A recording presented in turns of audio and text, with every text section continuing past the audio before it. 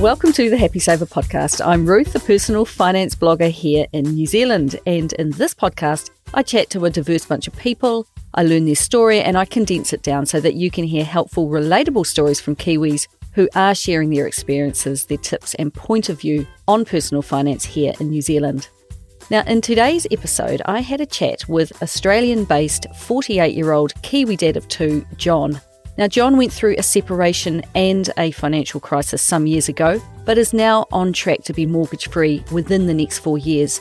The key for him has been educating himself about how to handle his personal finances so he could get some control of his life again. He reckons he has read every single personal finance book in his library, and he was keen to share with other single parents, particularly dads, that they can get their finances sorted too. He calls himself a work in progress and shows that you can come back from the financial blow that comes from a separation if you have a plan and plenty of time. In his case, he has allowed himself 10 years to get it done. It's a marathon, not a sprint. Now, before I jump into it, I just wanted to give a shout out to Pocketsmith, today's sponsor. Actually, while I'm on the subject, I can't stress enough how much I appreciate them being such a long-term sponsor. Their software has truly helped me on a personal level because I use their app to budget my own household pūtea. But creating these podcasts is a ton of mahi, a ton of work. And being paid a little to create them really does take the pressure off. So thanks, guys, and now for that advertisement I promised you. After many years of running my blog and podcast out of any room in the house that would give me some privacy, I decided the time had come to create a studio in the garden to call my own. Using Pocketsmith, I tracked the entire project by creating a category called Writing Studio, and I set a realistic budget of just $2,200. With such a tight budget, using Pocketsmith helped keep track of the exact cost of the build, tracking both the money spent on new and recycled products and the money received from selling unwanted goods to fund the project. It gave me peace of mind to head into a project with such a strong financial plan. But that doesn't mean I didn't overspend though. In fact, Pocketsmith let me know that I'd overspent by $217. That's not Pocketsmith's fault, entirely my own, and the studio I have now was so worth every extra dollar spent. If you want to supercharge your finances with Pocketsmith, they've got a deal for you. Happy Saver listeners get a whopping 50% off your first 2 months of Pocketsmith's premium plan. To get your deal, go to pocketsmith.com/The Happy Saver. That's pocketsmith.com/The Happy Saver.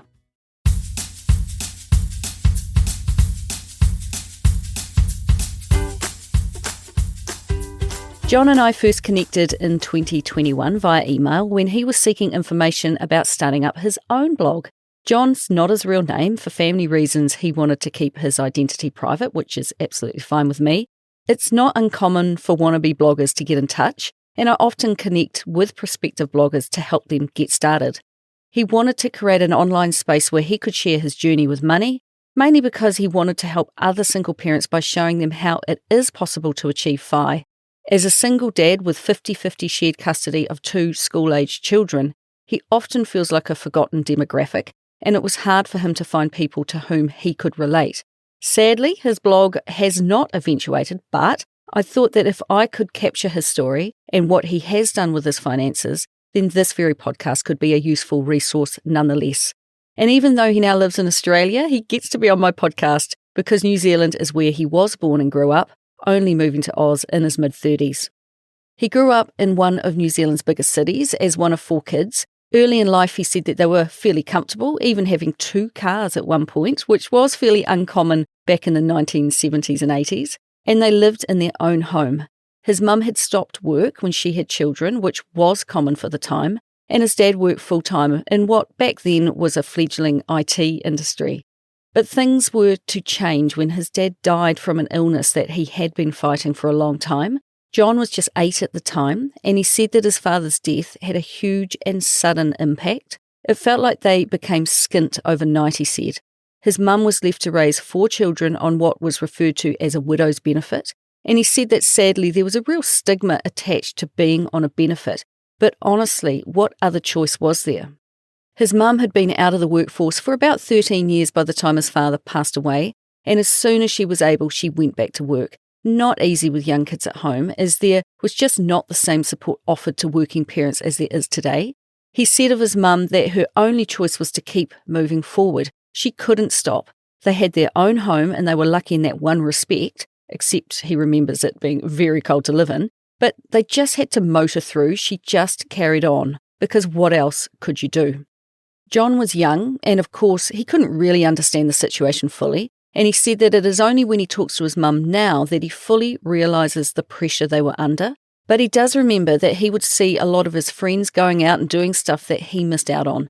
He said he was very active and that food to fuel his activity was a big part of his life. He remembers visiting his best mate's house and he opened up his fridge and there was a whole cooked roast chicken just sitting in the fridge. John thought it was incredible that no one had eaten it because it would not have lasted 2 minutes in his house because he said that they were hungry at times. There was no excess, just the minimum to get by. Now, it's an insight into what children take from living without. It's the tangible things that they can see that make them realise their situation might be different to others. And he said that this period of life has influenced his siblings for sure. And to this day, his brother can't bear to have an empty fridge. John attended his local school and then went straight to university at the age of 18, where he started a Bachelor of Arts in Mathematics. He took out a student loan to cover the costs, but he did also work and make a bit of money throughout his study.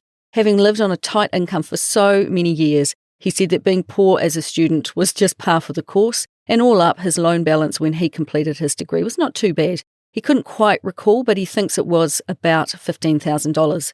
He paid it off about 20 years ago and has not given it another thought since, and he made the very valid point that as soon as you pay it off, without those 12% payments coming out anymore, your income jumps, which makes it really worth doing. I was pleased to hear he paid it all off, especially given that he is a maths major. Often they are the ones coming up with long-winded reasons why they shouldn't pay it off, saying things like, inflation will take care of it over the next 40 years and what have you. Be like John, I say, pay it off and forget about it. He said that going to uni at the age of 18, straight out of school, is a tough call because there are not many who can focus on their studies at that age. As well as studying and working, he was also really focused on his sport, something that was and still is a big part of his life. He only spent 2 years at university, therefore not completing his degree, before he actually headed overseas to play his chosen sport for a couple of years. Now, playing sport had been his primary thing, but he returned home with injuries that stopped him from playing, and he said it was really sobering working out where to go from there. Because he played what he called a minority sport, although he sounded extremely good at it, New Zealand used to pretty much only celebrate the achievements of rugby-playing All Blacks. So despite all the mahi that goes into competing at a top level, he didn't even put his achievements on his CV when he took a desk job at a bank around the year 2000. And that's such a shame, and even I, someone who knows close to zero about sport, can see that it teaches such a variety of skills that any workplace would willingly want. I think times have changed now for the better, and prospective employers see the merits of a commitment to a sport.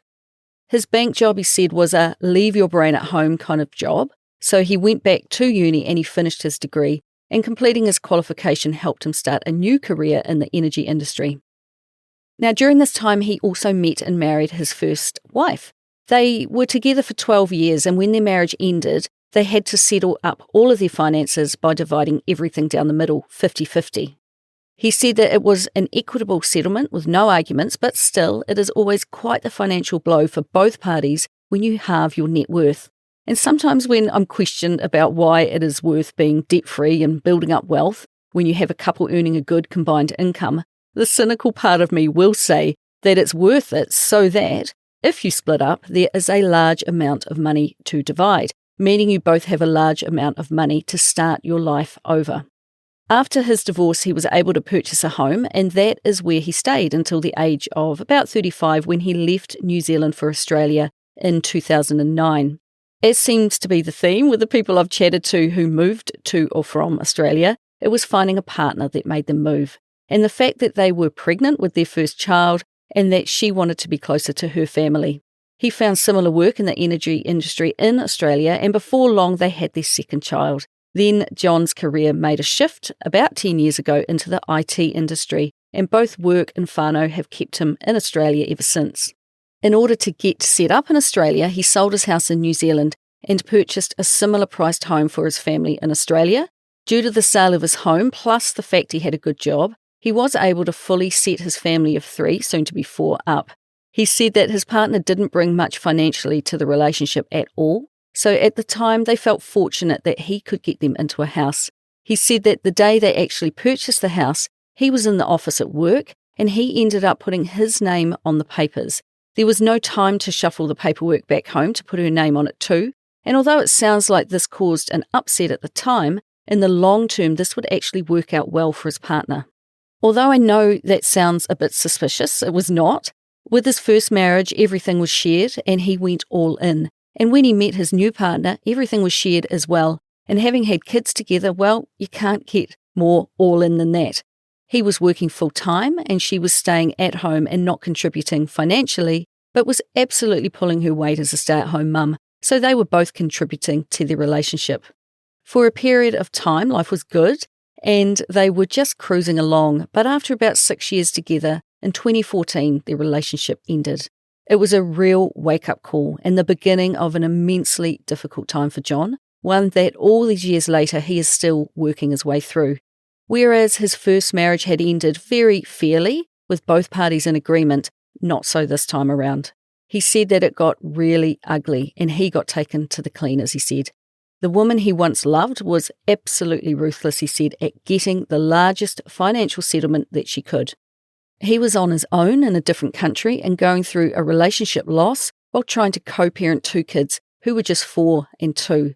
Trying to sort that out was hard enough, but then having the person you were once in love with nailing you to the wall, well, any of these things on their own were tough, but all of them together, well, it was really, really hard, he said. Due to the emotional pressure and the pressure on his time co-parenting, he just couldn't perform at work for a long time. He was a right mess, he said. But due to a sympathetic boss, he managed to hang on to his job. He felt completely isolated, and although people offered advice here and there, they were well-meaning, but they didn't really help. In terms of financial settlement, she requested that he pay her rent for the rest of her life. In the end, he paid her rent for the first year. This was made partly bearable because he could also see that he was providing a home for his kids when they were not with him, but it stung when she moved her new partner in as well. His family told him to always focus on his children, and he has made that his priority ever since. He had brought $100,000 into the relationship from the sale of his New Zealand home and the purchase of their Australian one, but his ex-partner brought no money into the relationship. Lawyers calculated their time together, plus the future needs and income for each of them, and in the end, she walked away with $100,000 plus ongoing child support payments. She went and bought a house of her own and also got a minimum wage job. And now looping back to her not being on the house deed, this actually worked out in her favour because she was able to show that she was a first home buyer and get some government support to get into her own first home. Because of her low income and the fact she earns a lot less than him, he is of course legally obligated to pay her child support, which started out at $200 a week. But when she lost her job more recently, it went up to $300 a week. Keeping their social services agency informed of her employment status seems to be an ongoing, difficult and confusing task. He decided that he had to hold onto the family home to provide both himself and his kids some stability, so he bought her out of the house, which was financially crippling. He went to his bank, the Commonwealth Bank of Australia, and he said they too were merciless at the time, making him pay LMI or lender's mortgage insurance, even though he pleaded for clemency, which added even more costs. By this stage, he had owned the house for a few years and was always ahead of his payments, and despite him pleading with them to give a guy a break, they couldn't care less. In the end, he signed up for a $450,000 mortgage that was higher than the value of the home. Now, relationships are complicated things, so I was surprised, but not really surprised, that they rekindled their relationship a few years after it all fell apart, which he said might sound odd after what had happened, but he said he did it to protect his kids, and as a parent, my heart goes out to him here. He didn't want some random guy around his kids, and he genuinely thought that if he could delay that happening for as long as he could, then he would. If he can hear his kids playing in the other room, life feels normal. If he can't, he really yearns for them, he said, and I can absolutely understand that feeling. So he rented his home out for that year and they kept their finances separate. But although having his kids with him 24/7 was wonderful, life with their mother simply was not, and they ended their relationship once and for all in 2017. Now, it's time for some numbers, which he started to track in late 2017. At that time, he was earning $135,000 a year gross. The value of his house was $450,000, and his mortgage was $450,000. He was paying about $10,000 a year in child support. He also had a credit card debt of $2,000 and zero in savings. There was no money to spare at all. With these numbers, you can see why the bank insisted on him getting mortgage lender's insurance. They clearly thought that his chances of failure were high enough to warrant it. John was under immense financial pressure with so many different things pulling on that one precious income he had coming in. He is supporting himself and his children when they are with him, his kids' child support to his ex-partner. He's also supporting a relative of hers to babysit his children when they are with him, but he is at work so that they can have some continuity of care and a really settled life. Because he doesn't have any family support of his own in Australia, his options are fairly limited. These are just things he has to deal with, and his focus remains solely on his kids. He settled into the grind, just keeping all of his balls in the air for the next couple of years. I asked him what advice he would give to others and what strategies could they implement to prevent them going down the same path. Knowing what he knows now, he said to do everything you can to mend your relationship to avoid it ending. He is not just thinking from a financial standpoint, but because of your kids. Put your children first, because separating is really going to change your life and theirs forever. If you do separate, chances are you are under great financial stress. So make sure you educate yourself. Go to the library and learn for free. He thinks he has now read every finance book in the library, because all of this information will give you some degree of control and a plan. What he has found really interesting and helpful is that he has a bunch of friends who have also gone through a divorce, and they were really able to help him, whereas his friends in stable marriages have avoided him. It's his mates who have been through it that are picking up the phone, and that is his advice to others, to pick up the phone and ring your mates. Not a text, actually speak with your mates, either on the phone or one-on-one in person. Be supported or be the supporter. He still feels isolated from his whānau and friends back in New Zealand, but there are a lot of good things in his life in Australia, and he is trying to do his best.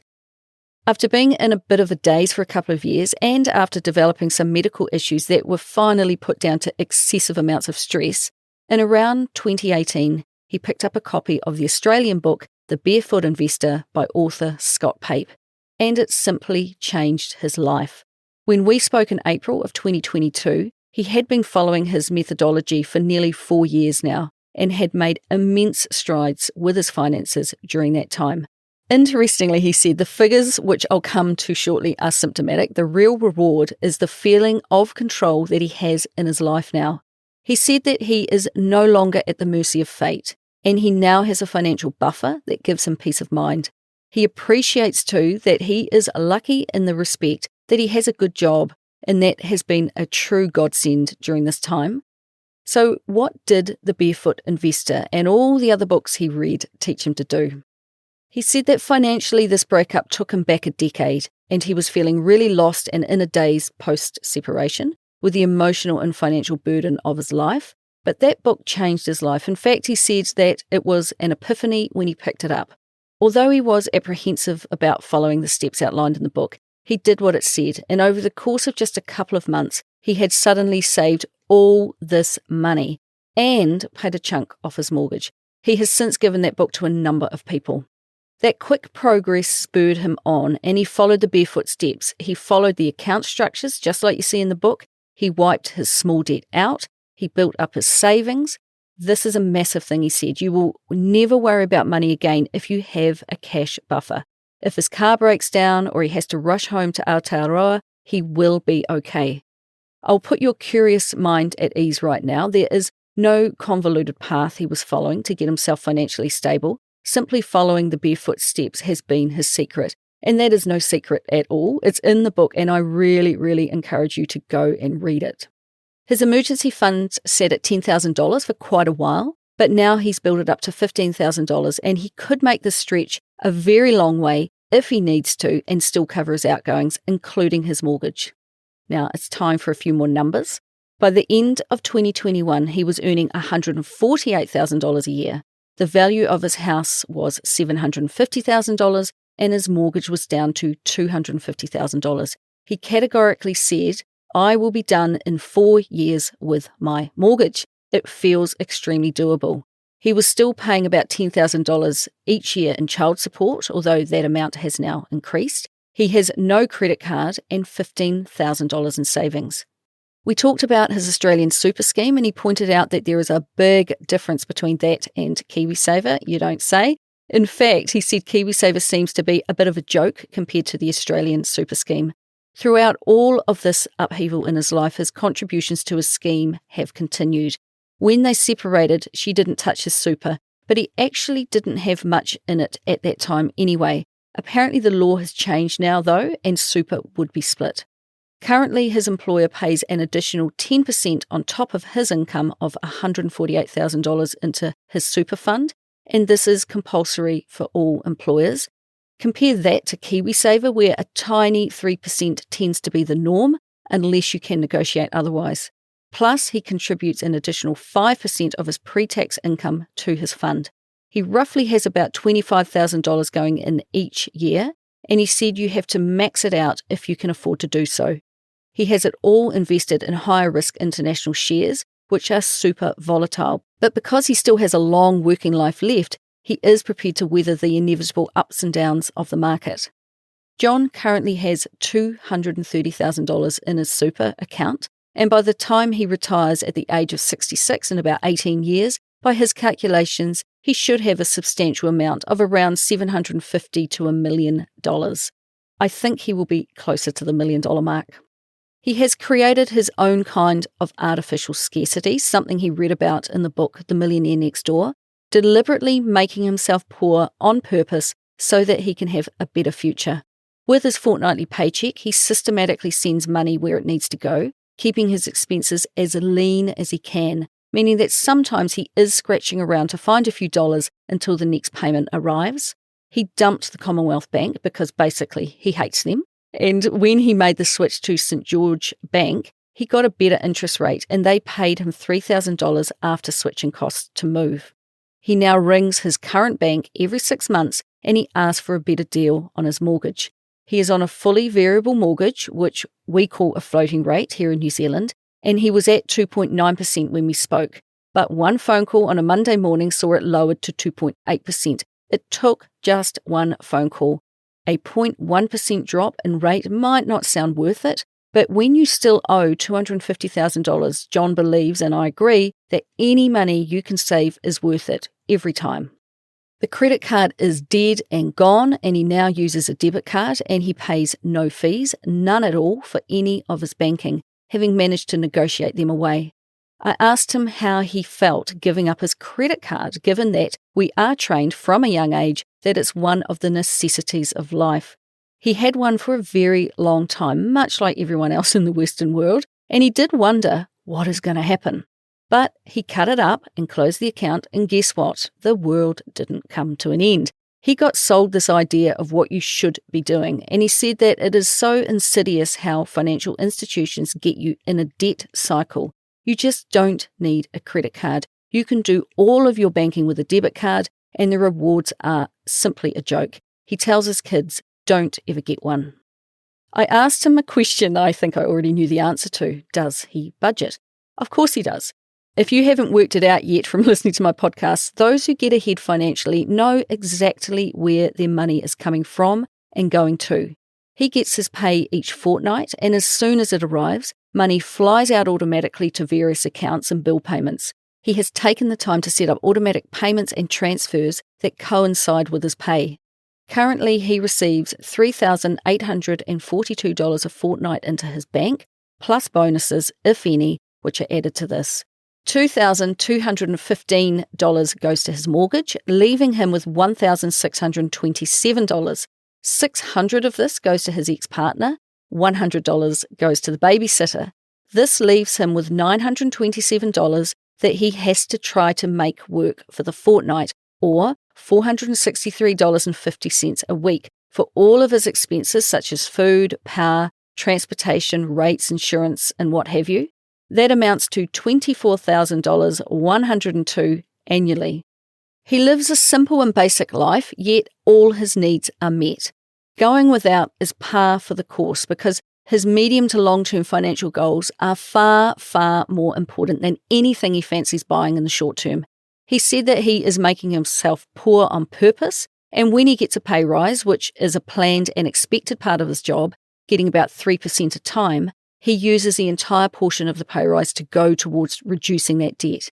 John is finding money wherever he can, and recently he was able to take 4 to 6 weeks of leave as cash, which he puts straight on the mortgage. He uses a mortgage chart and spreadsheet to track his progress to owning his own home 100%, and he really encourages you to do the same. Get a chart and physically follow your progress because it's hugely motivating to do so. In 2021, he paid about $57,000 off his mortgage balance, a fantastic achievement on a single income. With each payment, his interest payments will reduce, giving him more and more traction each and every time. And as for the most extravagant thing he has purchased for himself in the last 90 days, well, he really splashed out. He bought a $20 blender from Kmart. He generally buys the cheapest thing he can get, if he can get away with it, and he can replace it easily if it breaks, but most of the time it works out. And what do you know? A smoothie tastes the same whether it's a $20 blender or a $500 blender.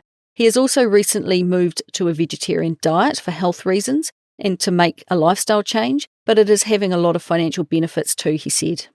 There is no lifestyle creep here. During COVID, they got a tax cut, which amounted to $50 a fortnight, and he put it straight on the mortgage. He does the same with extra cash through overtime. He said that you have to practice some self-discipline, which is an often underrated character trait. As soon as that extra putia arrives, move it away. Move it away so you are not tempted to waste it.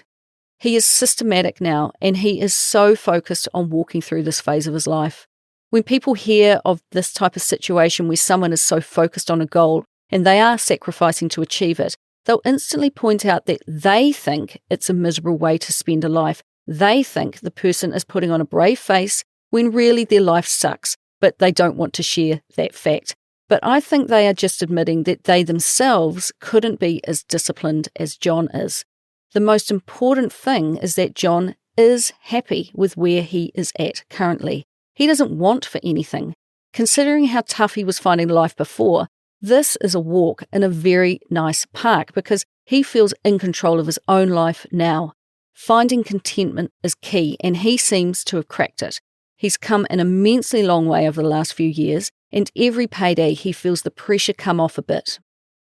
The way he spoke indicated to me that his children see him dealing with money in a certain way when they are together, and it sounded very different to what they are seeing when they are with their mother. So how does he go about educating them around money, I wondered. He tries to keep his kids out of any conversation about the financial situation between him and his ex-partner, but it sounds like she doesn't afford them that same respect, making things tough to manage sometimes when his kids compare and comment on how each adult handles money. You have to be the grown-up in a situation like this, shielding your tamariki from things that they shouldn't be troubled with and teaching where you can. He said that kids learn by watching, so when they're with him, which is 50% of the time, he sets a good example.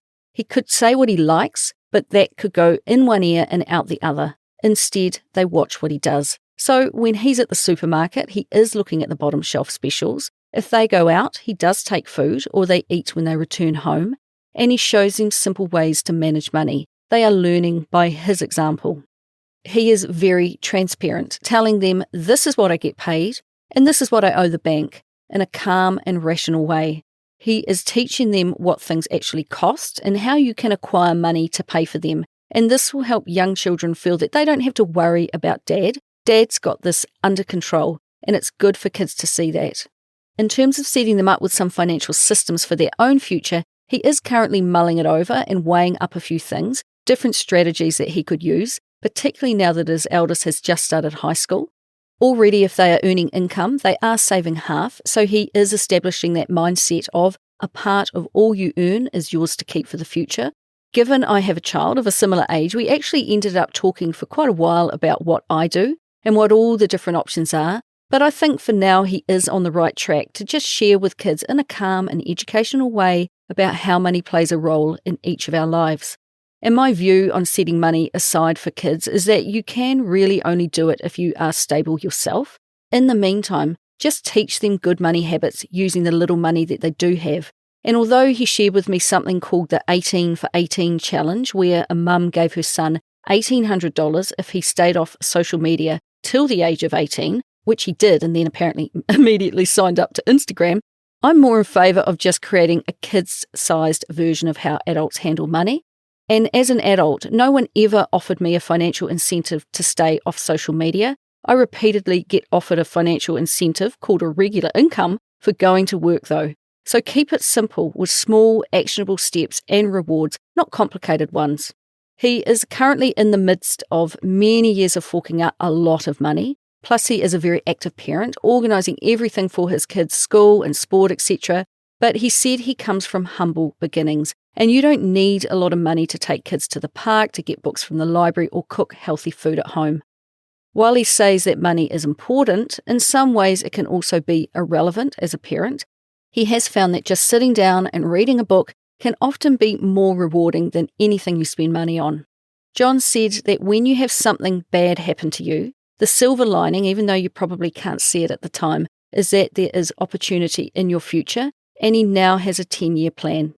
He is currently 48 years old. He will pay off his house within 4 years, at which time he will suddenly have this huge cash flow, getting to keep a much larger part of his take-home pay for the first time, and that's going to build up fast.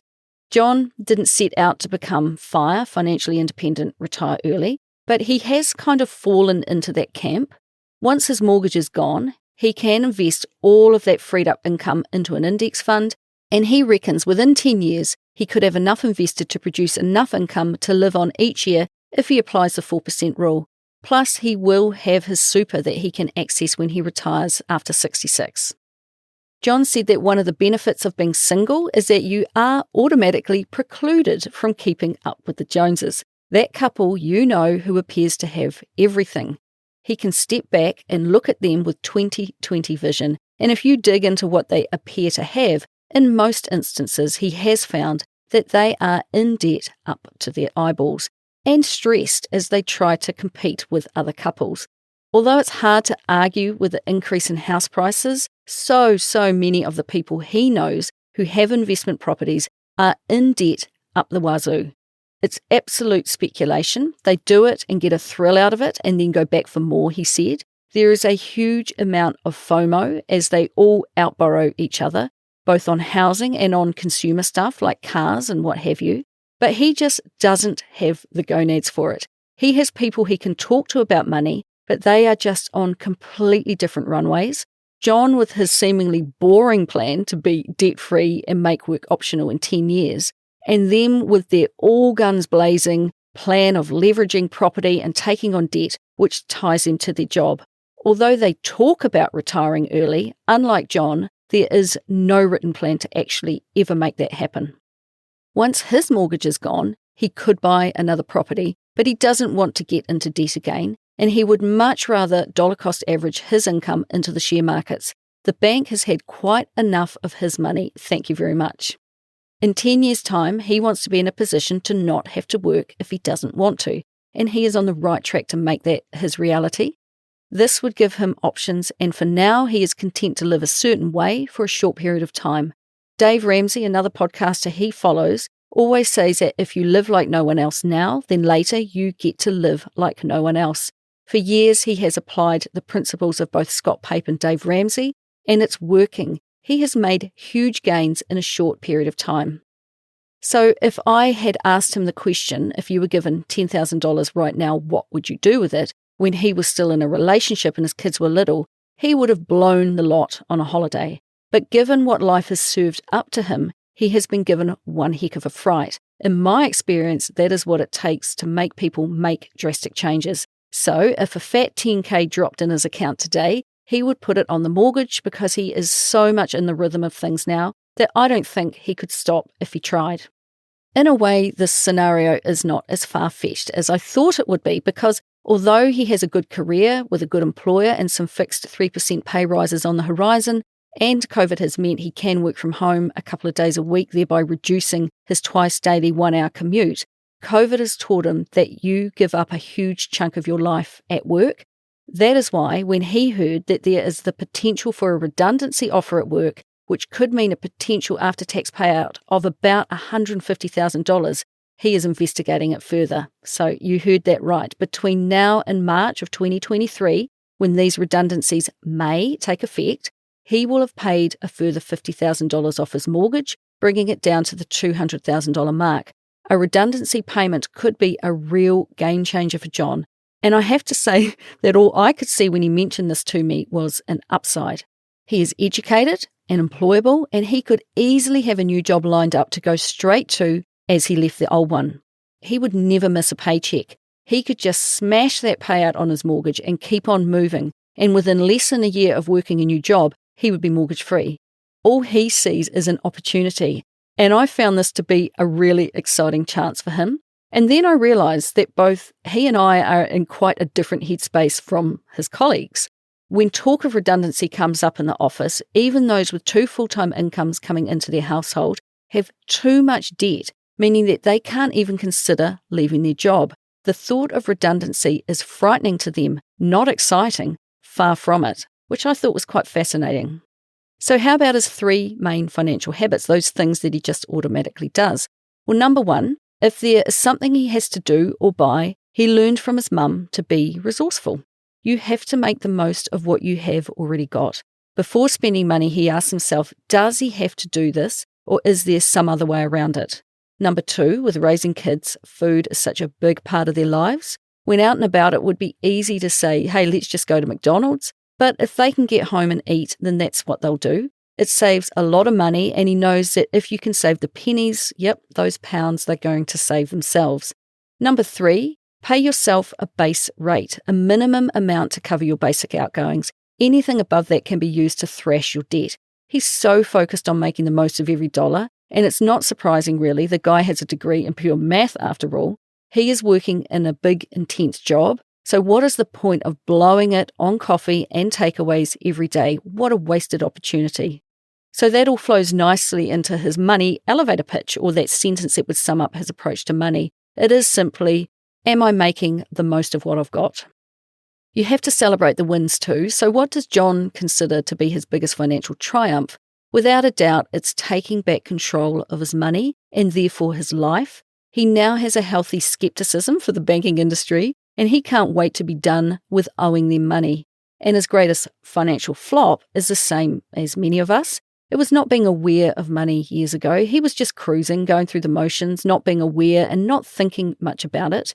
Now, he doesn't want to be too harsh on himself because sometimes you have to go through some kind of trauma to learn, but necessity is the mother of all invention. But going through a separation and financial trauma meant he had to come up with something on his own to change his situation.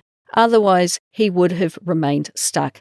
I think that even if Scott Pape himself had arrived on his doorstep on day one, still nothing would have changed until John himself decided he was ready to change. So in regards to money, is there anything keeping John awake at night? He said that he thinks about money all the time, but in a good way, and he no longer stresses about money. So how good is that? There are more important things, such as his kids, to occupy his mind and his time now. Throughout these last 4 years, I wondered if he ever sought the help of a financial advisor as he tried to find his way. He said that his superannuation fund gave him one free session, as did his bank, and they each gave him vague financial advice.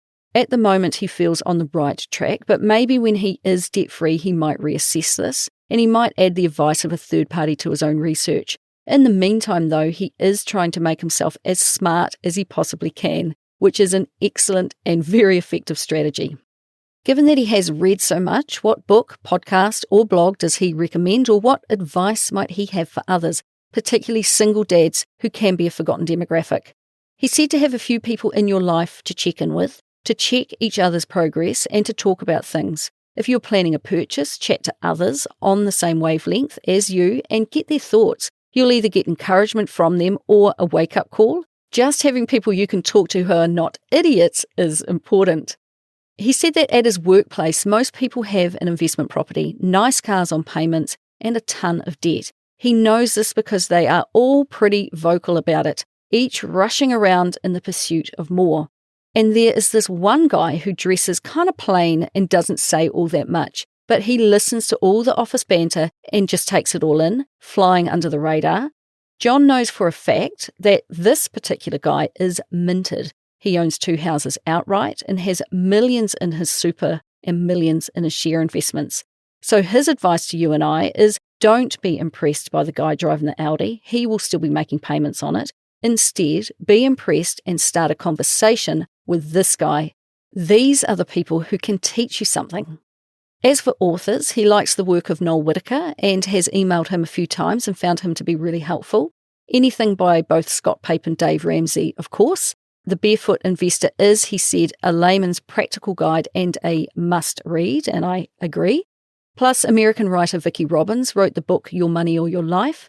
He follows Christy and Bryce from the blog Millennial Revolution, plus Australian podcaster and blogger the very awesome Aussie Firebug. The old book, The Millionaire Next Door, and all of these resources showed him that you don't have to be special to succeed. People just like him can come from really humble beginnings and make something of your life. All you have to do is set a few things up and let time do its work. So righto, before I wrap up, I have another quick message from today's sponsor. If you want to supercharge your finances with PocketSmith, they've got a deal for you. Happy Saver listeners get a whopping 50% off your first 2 months of PocketSmith's premium plan.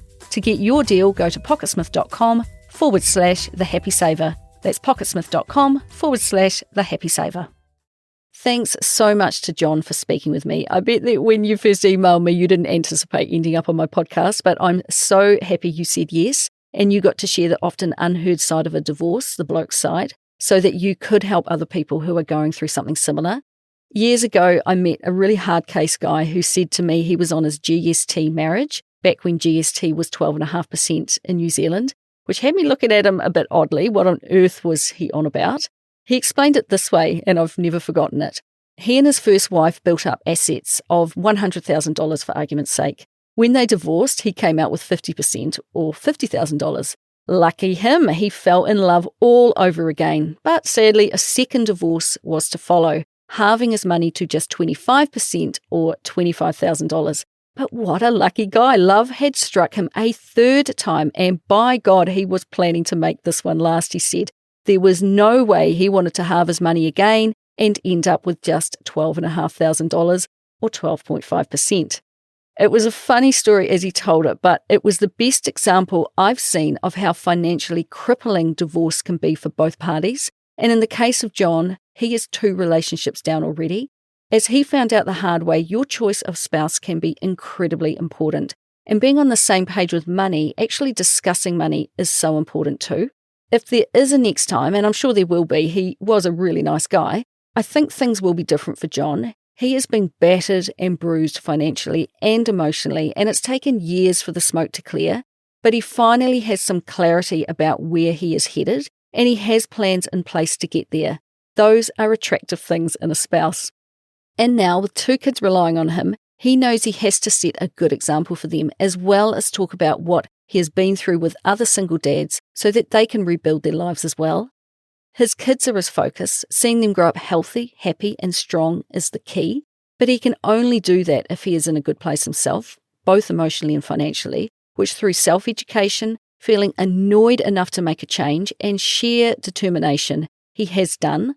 When we spoke, he said that when his father passed away, his mum had no choice but to just keep putting one foot in front of the other. And all these years later, John has made the choice to do exactly the same, because that is just what you have to do. And with each step, he is making progress, really good progress, great progress. By taking consistent action over a long period of time, he is creating a better life and a strong and stable future for himself and his kids. And as he so succinctly said, he is no longer at the mercy of fate. So all the very best, and please do stay in touch, John. So that's all from me this week. If you want to get in touch, you can find me at thehappysaver.com.